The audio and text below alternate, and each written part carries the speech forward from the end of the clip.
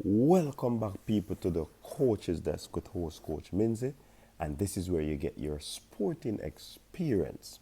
I just want to say thanks to the subscribers out there, thanks to the new subscribers over the past week.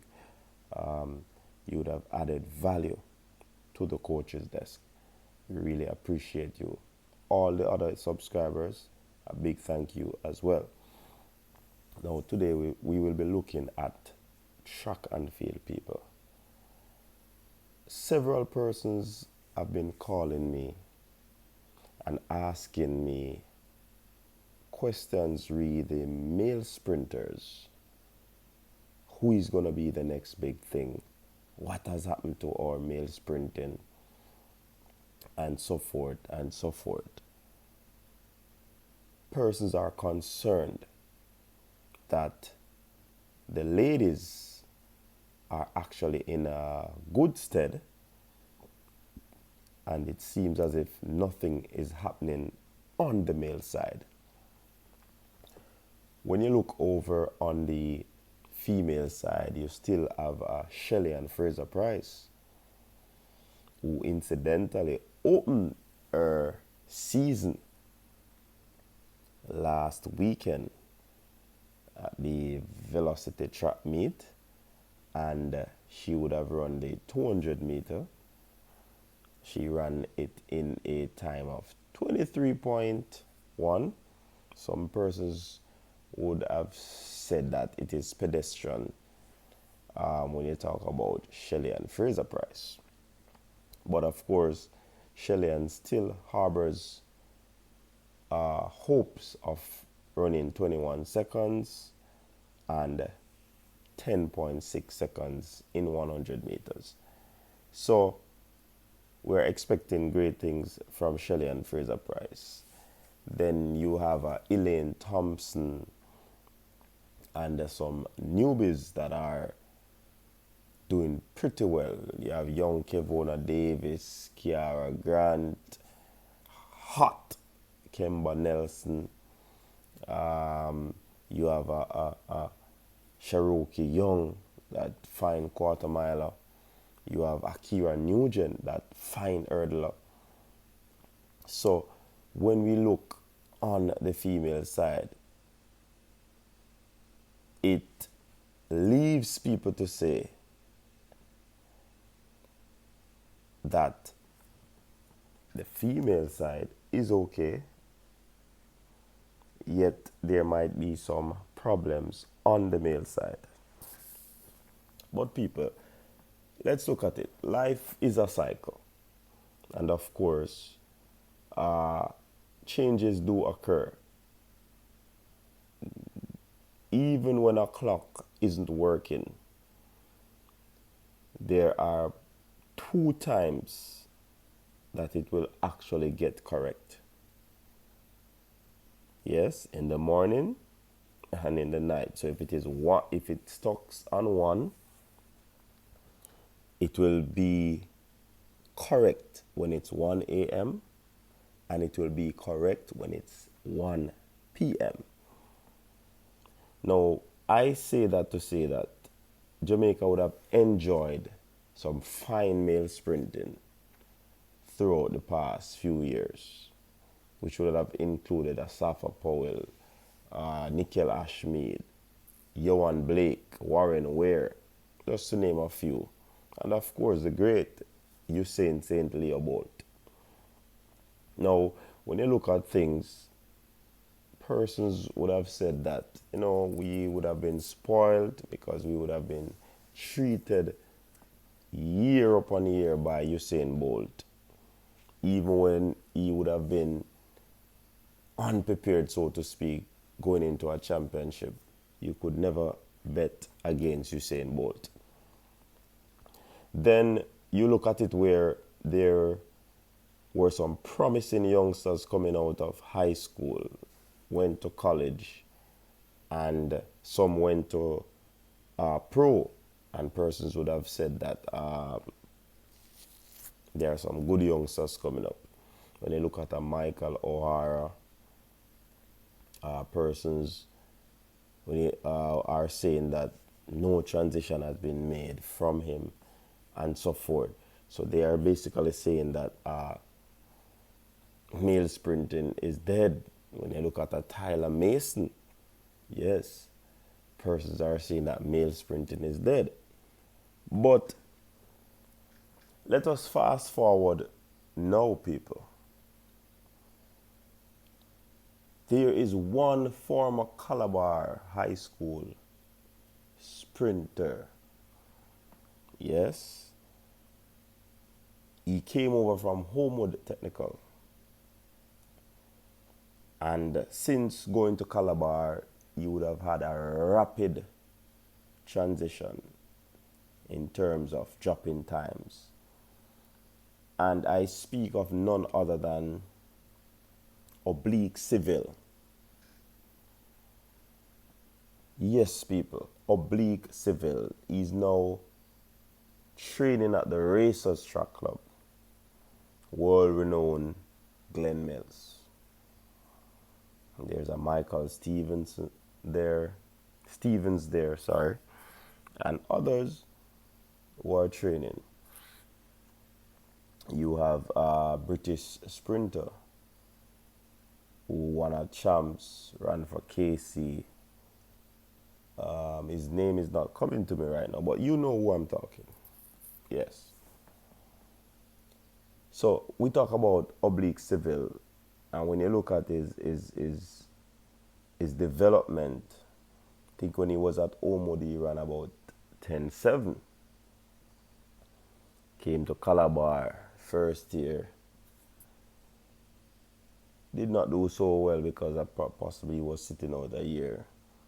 And he dropped time to 10.4. He left Calabar running 10.1. So put it over to his senior career, because he would have gone pro. When you look at it, he would have gotten some injuries. He slowly came back. Then, of course, the pandemic. I believe that the pandemic probably would have done him a good favor. He would have gotten time to heal. And since the track season has started, he has been doing pretty well. Pretty well, people. And I am talking about this sprinter Oblique Seville because I do believe that he has all that it takes to be a world-class sprinter. He ran a 100-meter race. He was beaten by his training partner. Somehow I can't remember that Great Britain person name. Yes, Zarnell Hughes. Got it. He was beaten by Zarnell Hughes, but when you look at that youngster popping the blocks, he led up to about 70 meters, 80 meters. Then Zarnell Hughes blew past him. Zarnell won in 10.1. I think he equaled a world lead. But the youngster ran 10.1 as well. And that was good for him. Probably it would have given back him his confidence coming off that injury. And over the past weekend, he would have run the 200 meters.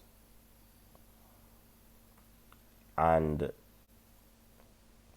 he ran 21.0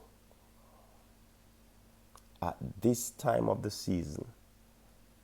When I examined the race, people, he ran the curve. He could have easily ran 20.8. I'm probably pushing it too far, 20.9.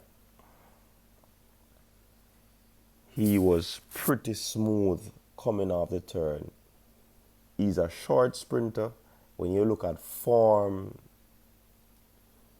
he was upright. he was sprinting beautifully. For me, I believe that he would have eased up going to the line. That's why I possibly said that if he had run all out, he could have broken that 21 barrier. So I said all of that to say to you people, don't worry. Don't be dismayed. We might not have a world beater at this present time, but I do believe with the emergence of this youngster, we are going to still be mentioned in male sprinting. I trust that he will remain injury-free. He'll make that team and he'll do pretty well this year. Remember, you have also a Wasim Williams. You have a Raheem Chambers. You have a Nathan Allen. You have a Akeem Bloomfield. And there's a Johan Blake and a Asafa Powell and Julian Forte, people. As a matter of fact, I'm interested to see Julian Forte this season because I do believe that he has something to prove this season. Julian Forte looks strong. He looks like he's injury-free. Well, in track and field world, injury-free is good, but many times these athletes possible have some of the niggles, some of the pain here and there. But I do believe that Julian Forte is in good nick. Good nick, people. I trust that this is the year that he shines. He would have run sub 10 already. We would love to see him consistently running some sub 10 this year. We trust that he makes the team.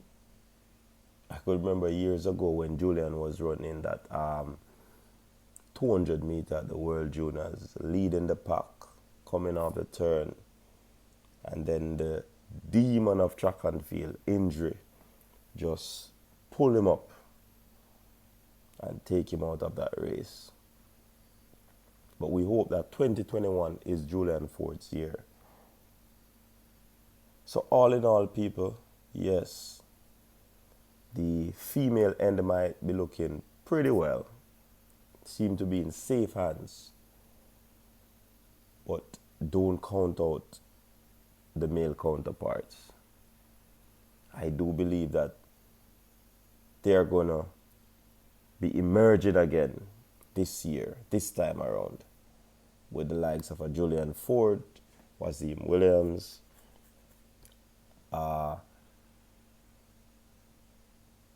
Chambers, Chris Taylor, and others. Don't count out the male sprinters. I know that you're going to come with your comments. I know that you're going to share. Some people might disagree with me. But of course, this is an opinionated channel. And we also respect your views. I live for the comments, people.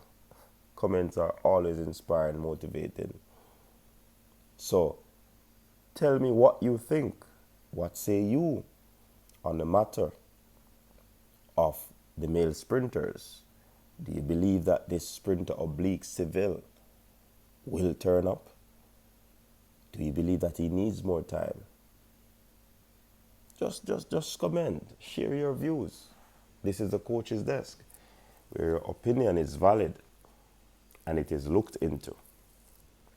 People, thanks again for tuning into the coach's desk. Thanks for your support.